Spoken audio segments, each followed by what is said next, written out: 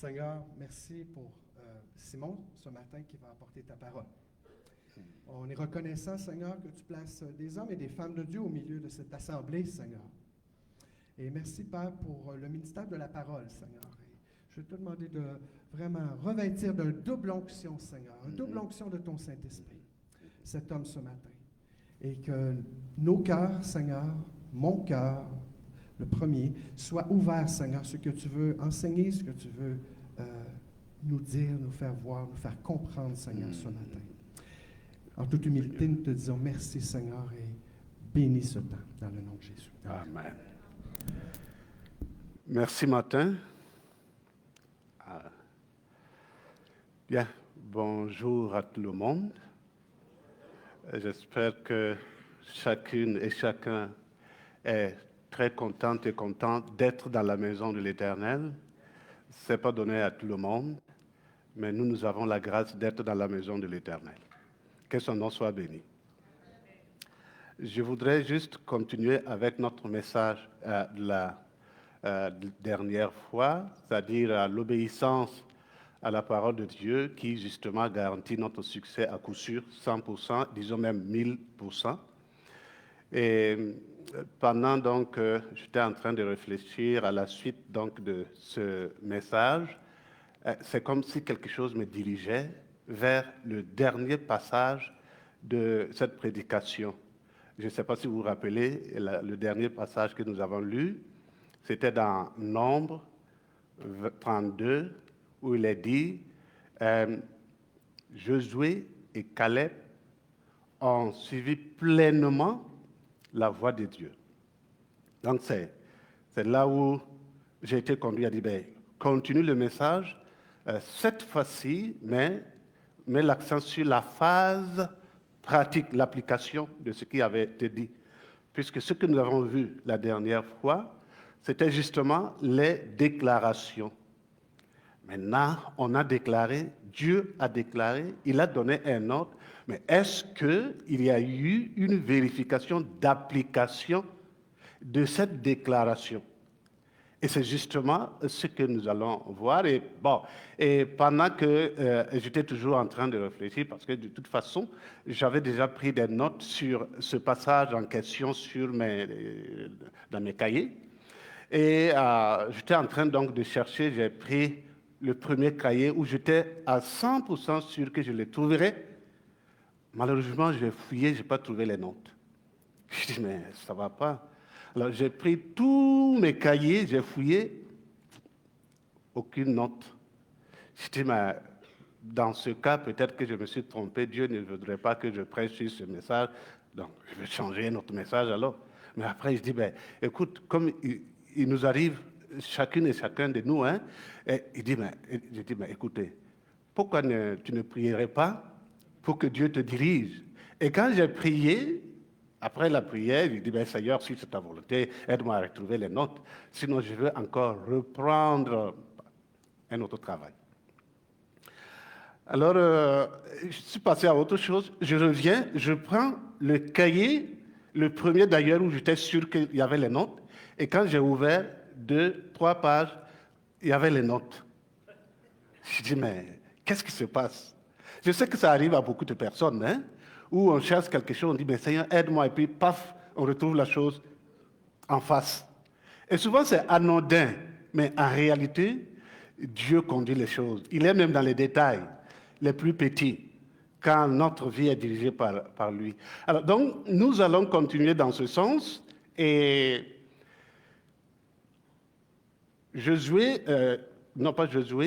Nombre 32, 12, Caleb et Josué ont pleinement suivi la voie de l'Éternel. Ce passage m'intéresse tellement quand je vois le mot pleinement, ça veut dire que ce sont des gens qui sont restés strictement attachés à ce que Dieu a dit sans aller ni à gauche, ni à droite, parce qu'ils savaient ce qu'ils pouvaient avoir en suivant pleinement la voie de Dieu. Nous avons dit que on va exploiter, si vous voulez, ici, 2 chapitres. Mais soyez sûrs, nous n'allons pas lire les chapitres.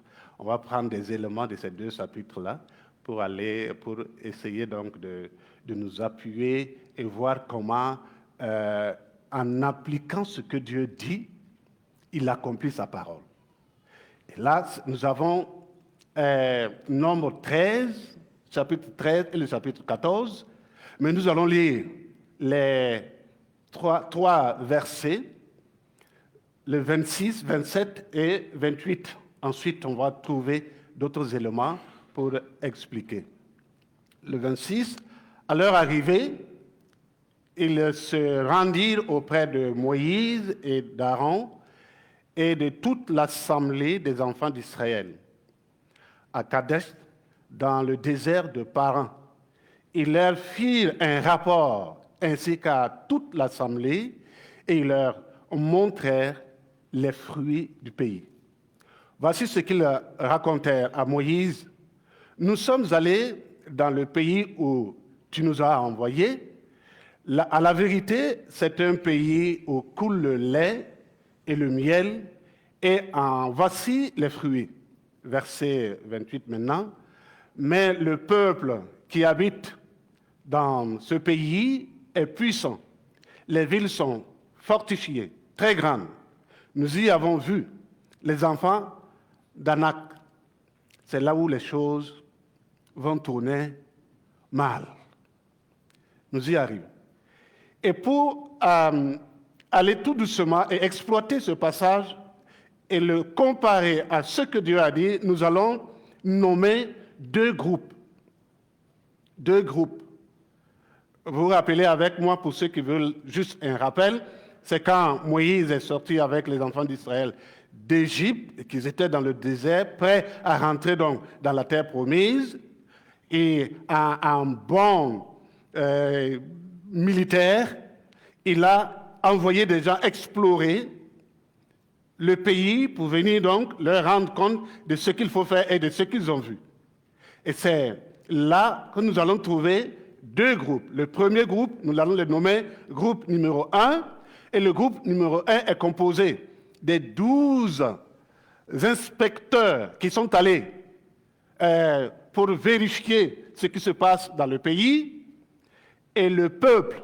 Donc, le premier groupe, c'est les 10 et le peuple. Et nous avons le groupe 2, et le groupe 2 est composé de deux personnes, d'abord, Josué, Caleb et Moïse. Et ils vont former le groupe numéro 2. Si vous voulez, vous pouvez ajouter Aaron. Il a été passif dans cette histoire, mais on sait qu'il est allé du côté donc de Moïse. Donc, il était de ce côté sans être actif. Donc, on va quand même le laisser anonyme dans ce groupe. Et quand maintenant, pour spécifier les choses, le groupe 1, nous allons les qualifier, et nous les qualifions le groupe négatif.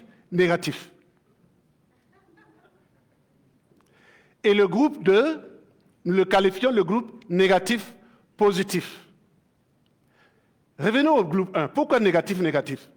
Parce qu'il devait analyser sous deux angles. Il devait analyser le pays sous deux angles. L'angle humain et l'angle divin.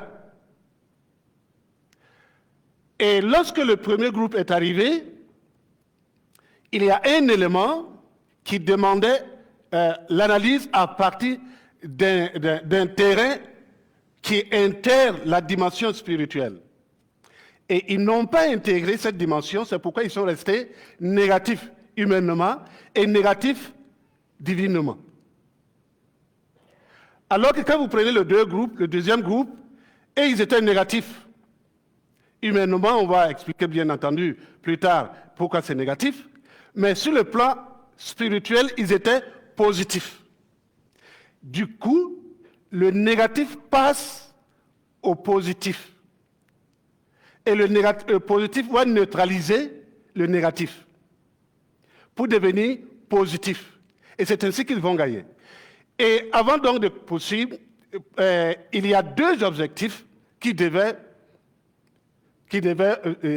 vérifier dans le pays promis. Le premier objectif, c'est de voir l'état du pays. puisqu'on a dit que c'est un pays où coule le lait et le miel. Donc, un pays bon vivre. Il fallait vérifier si c'est effectivement vrai. Ça, c'était le premier objectif. Le deuxième objectif, ce n'était pas d'aller inspecter seulement le pays, mais c'est de voir comment prendre en possession ce pays. Donc, le deuxième objectif, c'est d'analyser la possibilité, d'examiner la possibilité de rentrer en possession du pays, comme Dieu a dit. OK. Nous continuons. On va vérifier si chaque objectif a été bien validé. Le premier objectif, si nous prenons le premier objectif et nous prenons le premier groupe, le premier groupe donc, ont validé le premier objectif. Parce que quand ils sont revenus, ils ont dit, écoutez, à la vérité, le pays coule du lait et du miel. Donc, ce que Dieu a dit est vrai. Donc, ils ont validé le premier objectif. Et quand nous prenons le deuxième groupe, eux aussi, ils ont validé le premier objectif. Donc, tous ont validé le premier objectif. Maintenant, vérifions le deuxième objectif. Le deuxième objectif qui est d'analyser la possibilité, donc, de prendre en possession le pays. Le groupe négatif, donc groupe 1, n'a pas validé le deuxième objectif. Et le deuxième groupe négatif-positif a validé le deuxième objectif. On continue. Pourquoi donc? Quelles sont les raisons? Pourquoi est-ce que on va laisser le premier objectif? Parce que comme c'est validé, il n'y a pas de problème. Mais si vous voulez, on va dire que pour le premier objectif, les éléments d'appréciation qui ont permis que le groupe 1 et le groupe 2 valident cet objectif, c'est qu'ils sont partis d'un principe humain, c'est-à-dire la vue et l'observation. Les deux groupes, chacun a observé et l'observation a prouvé qu'effectivement, ce qui existe correspond à l'énoncé, à la déclaration donnée par Dieu, c'est-à-dire un pays où coule le lait et le miel. Certainement que quand on dit coule le lait et le miel, c'est assez proverbial, c'est pas littéral, ça veut tout simplement dire que c'est un pays où il fait bon vivre. Il me semble que le micro est trop fort, je ne sais pas. Je peux diminuer, ok. Donc, et là, c'est l'observation et la vue. C'est pourquoi dans Nombre 13, les versets 26, si nous les lisons, ils vont nous expliquer qu'est-ce qu'ils ont dit. Lisons, je ne l'ai pas mis directement au PowerPoint. 26, il est dit, à leur arrivée, ils se rendirent auprès de Moïse et d'Aaron et toute l'assemblée d'Israël, à partir donc de la deuxième partie, ils leur firent rapport ainsi qu'à toute l'assemblée et leur montraient les fruits du pays. Effectivement, c'était très agréable. Donc, tout le monde était d'accord. Même le peuple était d'accord. Mais continuons un peu. On arrive maintenant au deuxième objectif. Pour le deuxième objectif, pourquoi est-ce que le groupe négatif n'a pas validé ce deuxième objectif? Un premier élément qui nous revient, c'est à partir du verset 28, où ils vont parler de main. Vous voyez, quand ils ont expliqué et ils ont montré les fruits, les gens étaient contents, le peuple était content, ils ont même peut-être applaudi, ils ont crié Alléluia. Et ils ont dit, voilà, on savait que ce que Dieu disait était vrai, voilà les preuves, vous nous avez apporté les preuves dont nous sommes contents. Mais en continuant, il dit, attendez, mais, voilà un mais assassin, qui a assassiné la foi, qui a assassiné l'espérance, qui a assassiné la conviction, qui a assassiné les déclarations de Dieu. Il y a des mains qui détruisent. C'est ce mais-là. Ils vont dire, mais quoi? Et ce mais-là va introduire un ensemble de choses qui vont bouleverser tout le rapport qu'ils ont donné. Et là, nous allons constater que ce qui va soutenir ce mais, c'est l'absence de changement, de perception. Parce qu'ils ont utilisé les mêmes perceptions qu'ils ont utilisées pour le premier objectif, pour analyser le deuxième objectif. Grosse erreur. Parce que le premier objectif, on peut l'analyser à partir d'une perception purement humaine. Mais le deuxième objectif, il faut passer à une autre perception, la dimension spirituelle. Mais eux, ils n'ont pas analysé cette partie, donc ça fait que du coup, eh bien, ça ne fonctionne pas parce que, à partir de la perception humaine, il faut l'observable, il faut le discernable, il faut l'applicable, il faut le discursif. Mais aucun de ça n'existe.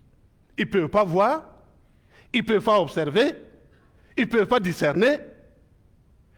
Par conséquent, ce n'est pas possible. C'est pourquoi on va dire, non, ça ne fonctionne pas. Et pourquoi est-ce qu'ils n'ont pas pu changer de perception?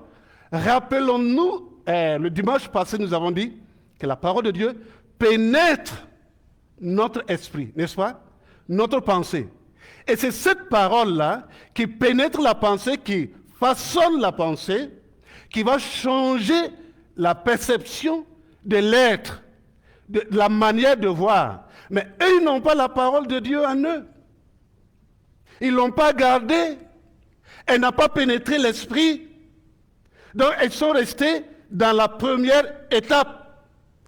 Et au lieu de progresser, ils sont restés statiques. Et à partir de ce moment, l'analyse va fausser. Donc, non, ça ne fonctionne pas. C'est comme si, moi qui porte des verres correcteurs, je vais les utiliser pour scruter les astres. Est-ce que ça va fonctionner? Oui, attendez, je vais bien scruter. Et je porte mes verres correcteurs. Ça ne fonctionne pas. Il faut changer donc, on appelle ça quoi maintenant? Sinon, je vais crever mes yeux sans analyser les astres. Alors qu'eux, ils voulaient utiliser des verres correcteurs pour analyser des astres. Ça ne fonctionne pas. Et quand nous arrivons maintenant, à partir du verset, le groupe 2, voyez, ils ont changé de perception et de lieu d'observation. Et ce changement a été possible par la parole de Dieu. Parce que ceux-ci ont compris que si Dieu a dit, il va le faire. Et ça a façonné leur esprit. Et ils n'avaient pas de problème, ils étaient tranquilles. Et c'est l'effet de la parole de Dieu qui change notre perception. Beaucoup de fois, on a des sérieux problèmes parce que la perception avec laquelle nous analysons les situations en face ne sont pas au diapason avec la réalité spirituelle. L'homme n'est pas seulement humain, il n'est pas seulement social, il est aussi spirituel. Disons qu'il est même divin aussi. Il y a du divin en cet humain-là. Et lorsque ce divin en cet humain n'est pas actif, c'est l'humain seulement qui prend la place. C'est pourquoi, dans le monde actuel, un peu partout, on rencontre des sérieux problèmes à tous les niveaux, parce qu'on a souvent congédié Dieu de l'existence. Et quand Dieu n'est pas là, il nous laisse faire ce que nous voulons faire. Donc, il y a ce problème. Ensuite, nous avons la rupture avec l'expérience passée constructive du côté du premier groupe négatif-négatif. Qu'est-ce que nous disons par là? Vous voyez, nos expériences avec Dieu nous renforcent et nous prépare à rencontrer d'autres situations. Vous ne pouvez pas terrasser Goliath sans avoir terrassé l'ours et le lion. Vous n'allez pas y arriver. Remarquez très bien, quand Goliath criait sur les enfants d'Israël, et lorsque David est arrivé, on lui a dit, tu ne peux pas. Mais lui, il savait qu'il pouvait. Pourquoi? Parce qu'il croyait en Dieu qui l'a aidé à terrasser un ours et à terrasser un lion. Il a d'abord tué l'ours et le lion avant de tuer Goliath. On ne saute pas de coq à l'âne. Hein. Vous voyez, et quand Saül a dit, non, tu ne peux pas, qu'est-ce qu'il a dit? Attendez, je vais vous raconter. Vous me voyez petit, certes, je le suis. Mais il y a quelqu'un qui est avec moi. Lui, il n'est pas petit, par exemple. Et avec lui, j'ai terrassé un lion et un ours. Et Saül, en tant que militaire, a fait rapidement le calcul et l'analyse. Terrasser un ours et un lion, donc il peut affronter Goliath. Il faut partir. Et c'est à partir de cette expérience qu'il a convaincu Saül, et lui-même convaincu, parce que Dieu était avec lui, et il va rencontrer Goliath. Et c'est très important, mais il se trouve qu'ici, nos frères, le premier groupe, n'ont pas fait un rapport avec la situation actuelle et l'expérience passée. Qu'est-ce qu'ils ont eu comme expérience passée? Hein? La traversée de la mer Rouge ou de la mer de Jonc. Les nourrir pendant une bonne période de la manne qui tombe du ciel. Les libérer de la main puissante et super puissante de Pharaon n'était pas donné à n'importe qui. Mais ils n'ont fait aucun rapport avec ça. C'est comme si le monde commence maintenant devant eux tout de suite et avec la situation. Donc Dieu n'existe pas, le passé est absent. C'est à partir de ce moment qu'ils vont rencontrer des problèmes sérieux. Parce qu'ils vont juger, pas avec ce que Dieu a fait, pas le passé, mais à la situation. Et regardez ce que le groupe 2 va faire. Le groupe 2 va établir un rapport avec le passé, qui devient une force. Et le passé est compris par, entre autres, la parole, c'est-à-dire la déclaration de Dieu, et ce qu'il a fait. Parce que ceux-ci savent clairement que si Dieu les a sauvés, de les délivrer, ou du moins des Égyptiens, c'est qu'il est vraiment le Dieu Tout-Puissant et qu'il n'y a pas un Dieu comme lui. Donc, ils sont tranquilles. C'est pourquoi ils ont validé le deuxième objectif. On peut, parce que Dieu est avec nous.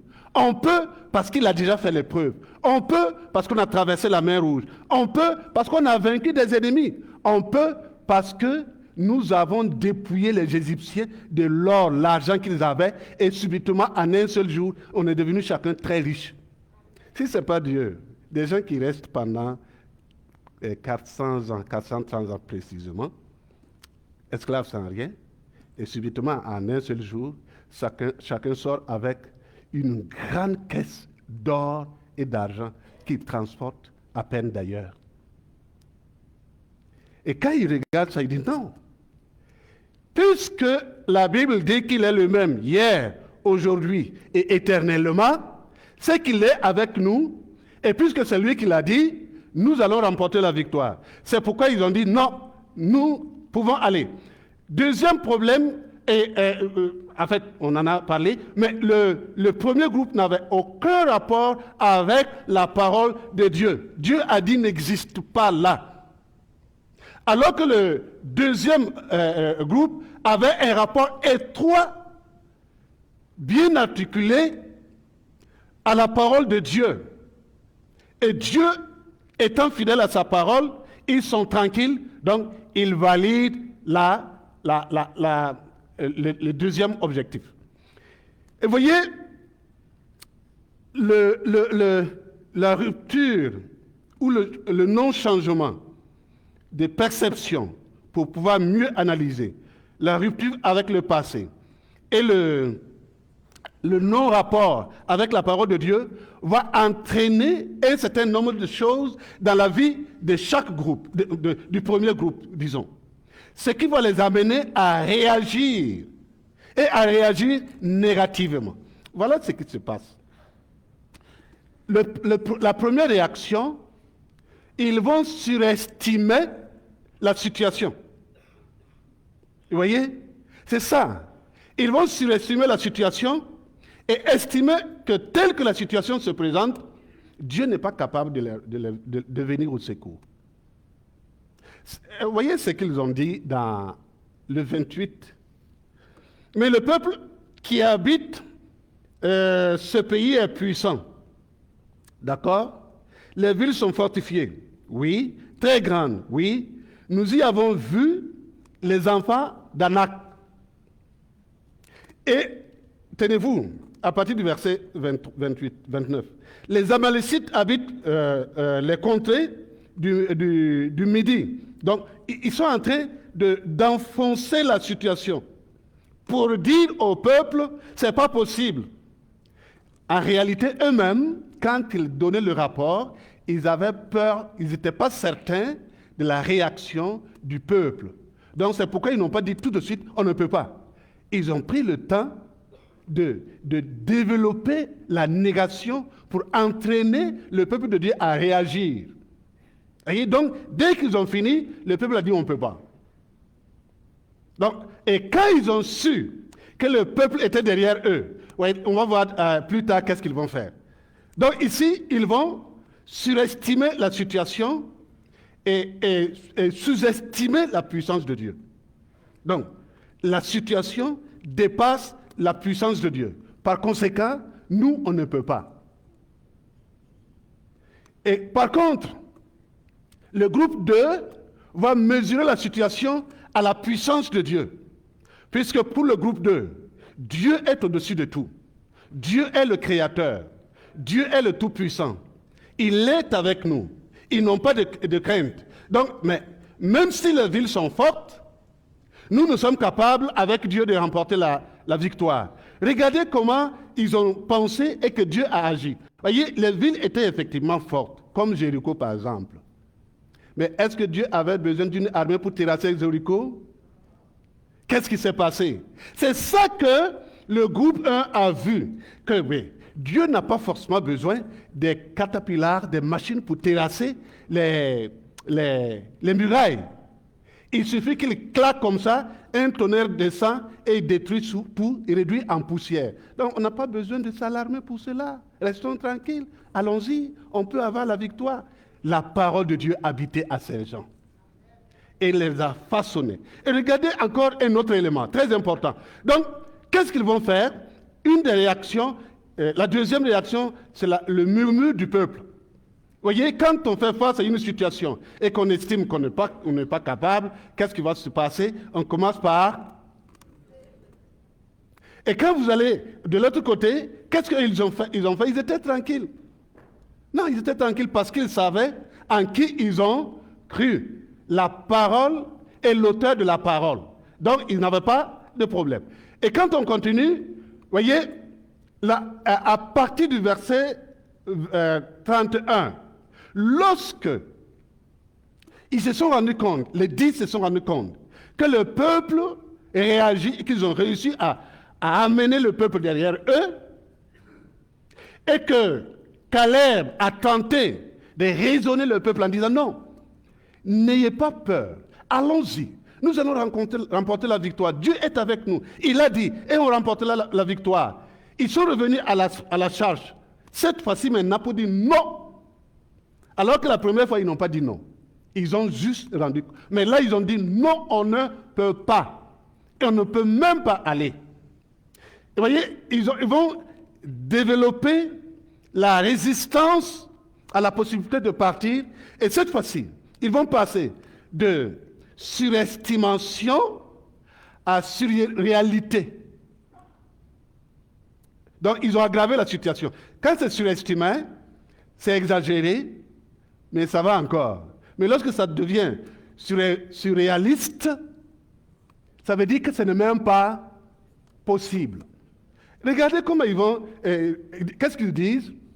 Le pays, c'est un pays qui dévore ses habitants. Est-ce vrai? Et pourquoi il y a des habitants là-bas? Pourquoi il y a des géants là-bas? Si vraiment le pays dévorait les habitants. Ça, c'est la première. Et le deuxième, ils vont dire qu'ils sont tellement géants que nous, enfants d'Israël, nous représentons juste comme des sauterelles devant eux. Est-ce que c'est vrai? Sauterelle va mesurer entre 2 et 10 cm. C'est ça? Et l'humain mesure combien? La moyenne des êtres humains, c'est autour de 150, 160, n'est-ce pas? 70, si vous voulez. Alors, supposons que quelqu'un soit 100 fois plus grand que moi. Comment vous allez le regarder?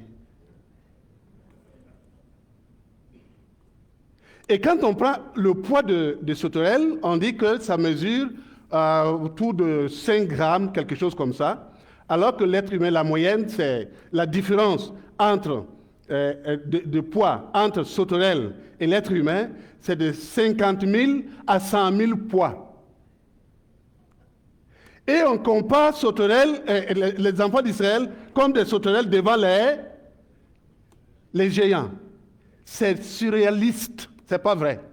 C'est vrai que ce sont des propos proverbiaux, juste pour expliquer la situation très grave d'un problème, mais en réalité, ils ont exagéré si vous voulez.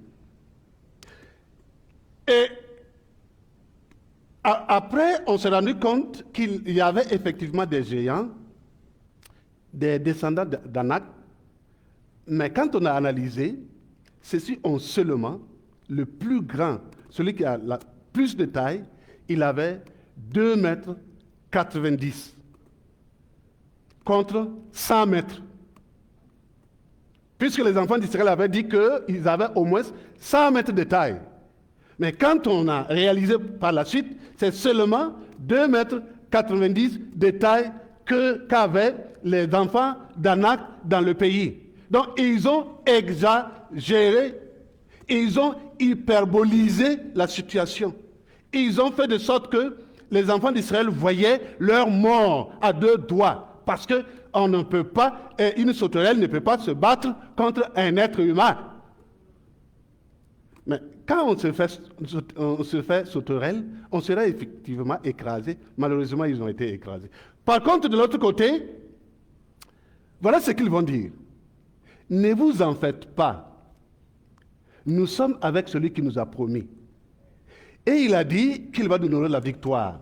Et vous savez, ces géants dont vous redoutez tant seront comme la pâture.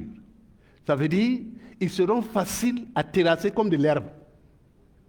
Alors que le premier groupe trouve que ce sont des personnes qu'on ne peut jamais vaincre, et ils trouvent que c'est tellement facile à les vaincre, très facile à les vaincre. Pourquoi? Parce qu'ils ont le vainqueur des vainqueurs avec eux, qui ne faillit jamais dans ce qu'il fait. Donc ils sont tranquilles.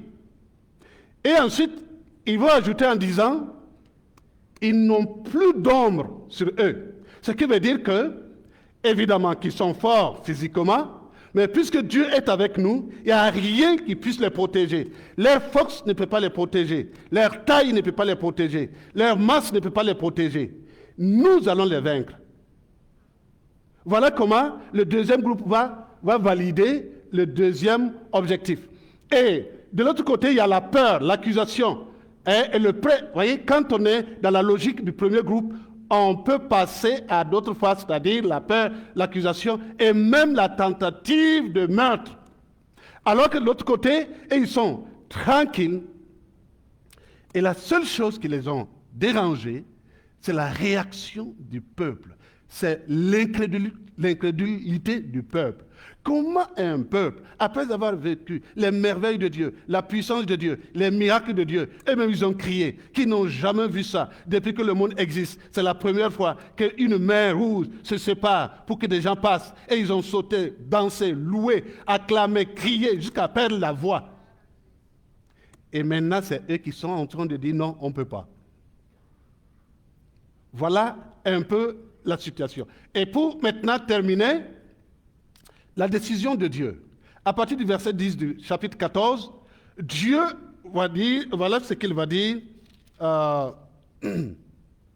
Toute l'assemblée parlait de lapider lorsque la gloire de l'Éternel apparut sur la tente d'assignation devant les enfants d'Israël. Et l'Éternel dit à Moïse, verset 11, « Jusqu'à quand ce peuple me méprisera-t-il » Voyez comment Dieu a considéré la réaction du premier groupe.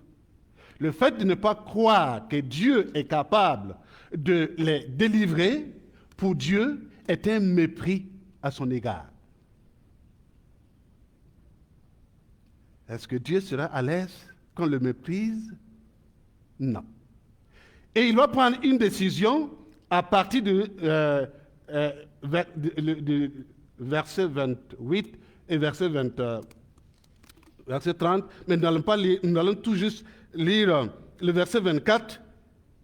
Le verset 24, il dit, « Et parce que mon serviteur Caleb a été animé d'un autre esprit et qu'il a pleinement suivi ma voie, je le ferai entrer dans le pays. » Pourquoi Caleb est rentré? Il a suivi la voie de Dieu et on a dit qu'il était animé d'un autre esprit. C'est ce que je disais tantôt, le changement de perception. Donc, ils avaient une autre perception que l'autre groupe. C'est pourquoi ils ont réagi en faveur et pour la parole de Dieu, alors que les autres qui n'ont pas cette même perception, cet esprit-là, sont allés totalement dans le décor. Et plus tard, il va dire dans le verset 38, Josué, fils de Nun, et Caleb, fils de Jephunneh, restaient seuls vivants parmi les hommes qui étaient allés pour explorer le pays. Voilà ce qui est arrivé. Parce qu'ils ont suivi la voie de Dieu, c'est-à-dire parce que la parole de Dieu habitait en eux, parce que la parole de Dieu, ils ne se sont pas éloignés de la parole de Dieu, parce que la parole de Dieu demeurait en eux, ils ont suivi la voie de l'Éternel et ils sont arrivés là où les autres ne pouvaient pas arriver. Que le Seigneur nous aide, que le Seigneur nous fortifie, pour que la parole de Dieu habite pleinement dans nos cœurs. Ce n'est pas de l'histoire, c'est une réalité.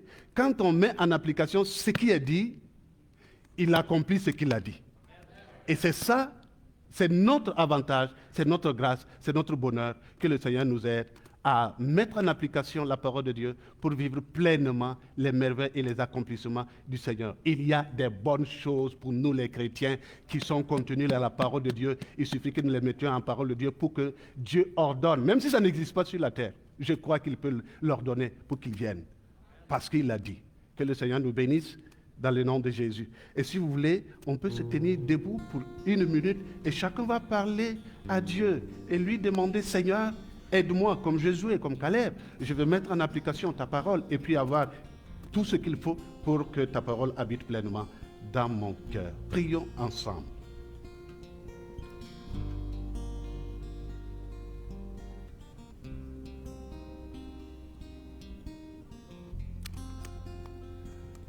Merci Seigneur, parce que tu es notre Dieu, nous te demandons, dans le nom précieux de Jésus, de venir vraiment à notre secours pour que nous puissions non seulement garder ta parole, mais qu'elle demeure en nous et que nous fassions corps avec elle pour avancer avec toi et remporter la victoire. Béni soit ton nom, Seigneur. Garde-nous dans ta présence et en ta parole. Au nom de Jésus. Amen. Merci beaucoup.